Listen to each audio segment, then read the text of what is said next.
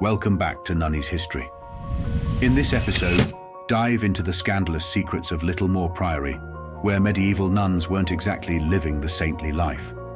Unearthed skeletons tell tales of upside-down burials and juicy controversies that rocked the priory's hallowed halls.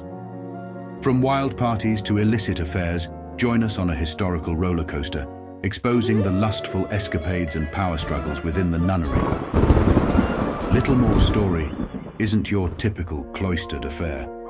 It's a spicy blend of desire, deceit, and the ultimate downfall of a once sacred haven. Get ready for a wild ride through the lustful layers of medieval history.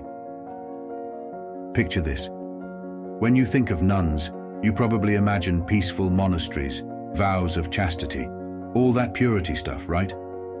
Well, buckle up, because the medieval nuns at Littlemore Priory were not exactly innocent angels.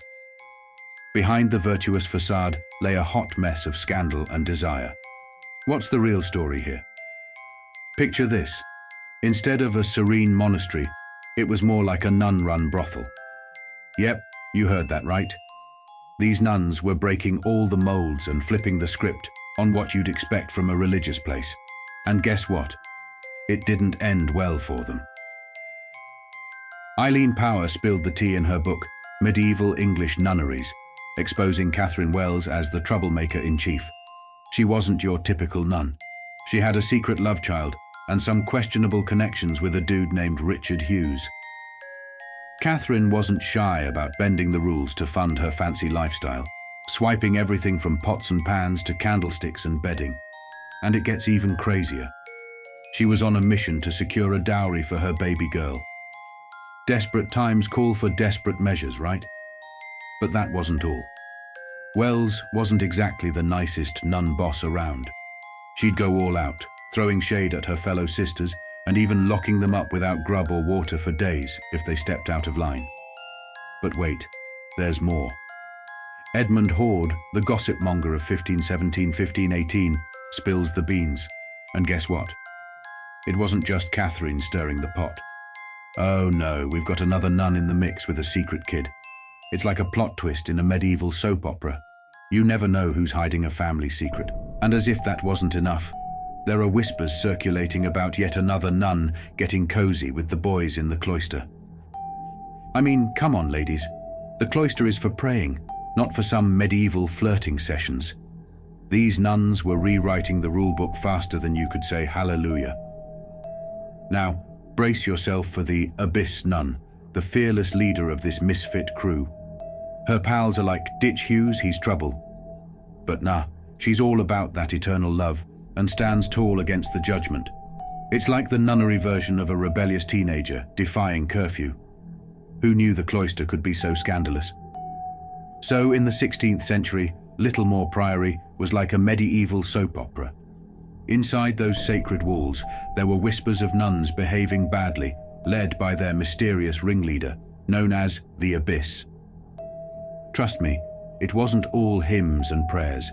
It was a full-blown controversy that echoed through the ages. Fast forward to an archaeological dig in Oxford, and bam!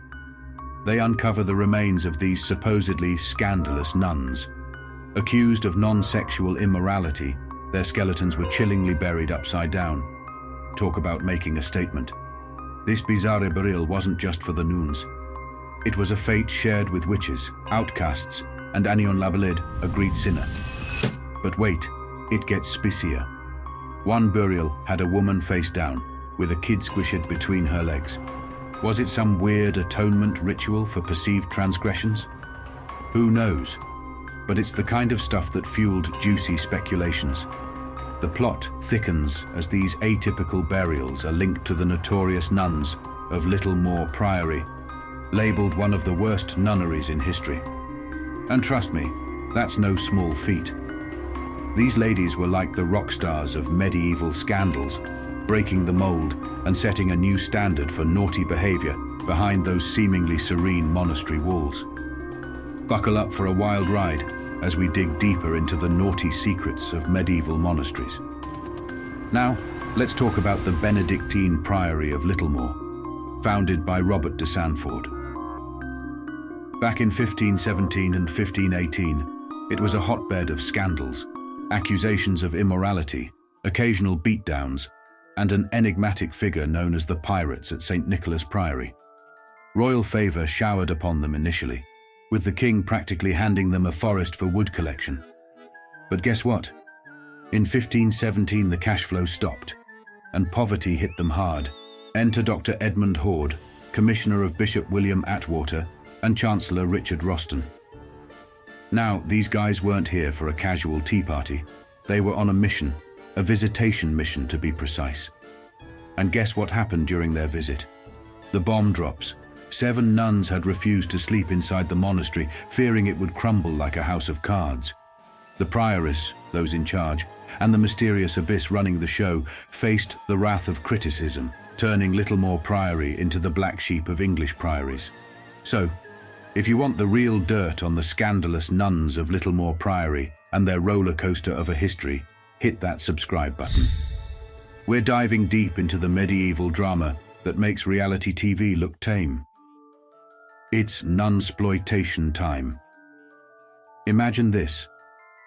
Perplexed bishops struggling to make sense of the Littlemore chaos, scratching their heads as the Church of England's rep took a medieval beating. The money earmarked for divine matters? Well, it took a detour straight into the realm of bacchanalian revelry, leaving the monastery looking like it survived an epic medieval party. Fast forward to 1445.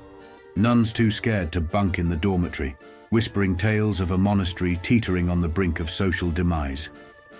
In an attempt to save face, Katherine Wells, the maestro of this medieval mayhem, instructed her fellow sisters to slap on a brave face and pretend everything was fine. Spoiler alert, it wasn't. Enter Bishop Atwater, stage right, ready to put an end to the madness. He summoned the abyss nun to court, accusing her of all sorts of medieval mischief. The result? A swift dismissal, leaving the nun's fate hanging in the historical balance. Fast forward again to 2012, the mystery unravels. Wells and her fellow nuns, once buried upside down, were the scandalous stars of an unearthed saga. Their sins, by medieval standards, were so heavy that Littlemore Priory met its untimely demise in the middle of the 16th century. Now let's hop into the time machine and land smack dab in 1524. Picture this. Thomas Wolsey, Henry VII's advisor, plays the villain, recommending the imprisonment and dissolution of the priory. Only one building emerged unscathed. The once holy grounds transitioned into a farm, with the Deer Lick Priory Tavern standing tall, until football hooligans decided to leave their mark in 2013. Littlemore's history reads like a Netflix series with a medieval twist. The nuns weren't your average saints. They were caught in the crossfire of scandals, immorality, and the spectacular collapse of their once holy sanctuary.